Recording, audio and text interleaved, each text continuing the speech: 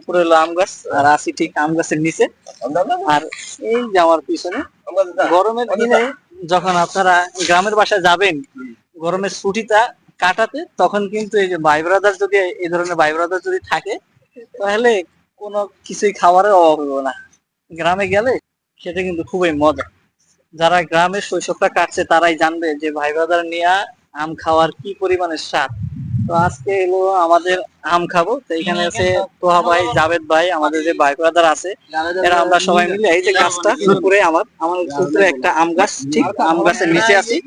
আর এখন এই যে দেখেন আম গাছের নিচে বৈশা পিলার যে একটা প্রসেসিং সেটা কিন্তু চলতেছে। এখন সব যে আমগুলা এখানে করছি ওই আমগুলা ছিল ঠিক এই যে বালতিটা আমি আপনাদেরকে দেখাই, এই বালতির ভিতরে জমা রাখতেছি।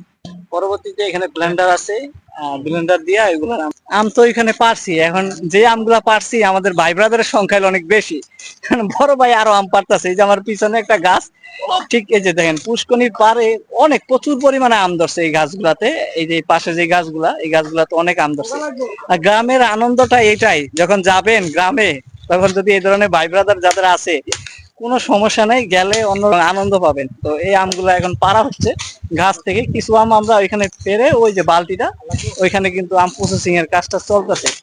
আর এইখান থেকে আরো যে বাকি আমগুলা, যেহেতু লোক সংখ্যা অনেক বেশি সেজন্য আরো আম কালেক্ট খাবো, এই জন্য প্রসেসিংটা কিন্তু চলতেছে। দেখছেন, গ্রীষ্মের যদি ছুটিটা উপভোগ করতে চান তাহলে ঢাকানা থেকে বাড়িতে চলে যান। বাড়িতে গেলে এই ধরনের ভাই ব্রাদার পেয়ে যাবেন, আর গ্রীষ্মের ছুটিটাকে আরো আনন্দমুখর করতে পারবেন। আজকে হচ্ছে পয়লা বৈশাখ, তো এই পয়লা বৈশাখ উপলক্ষে আমরা আমাদের এই ভাই ব্রাদার নিয়ে আজকে আসলাম এখানে পুরো পুষ্কনি পারে।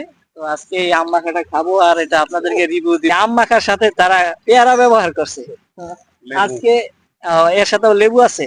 তো আজকে আমরা এই আম মাখাটা ট্রাই করবো, এটা কি পরিমাণের স্বাদ। বিসমিল্লাহ করে ইনশাল্লাহ এখান থেকে যদি একটু নেই, লবণ লাগবে না,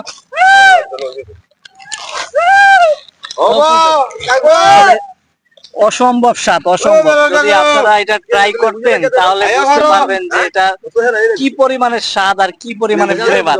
তো এটা যেটা দিয়ে আমরা আম মাখাটা প্রস্তুত হয়েছে, এখানে ব্যবহার হয়েছে লেবু, এর সাথে হচ্ছে গুঁড়া মরিচ, চিনি, শুকনা মরিচ এবং কাঁচা মরিচ, দুইটা মরিচই কিন্তু আমরা এখানে ব্যবহার করছি।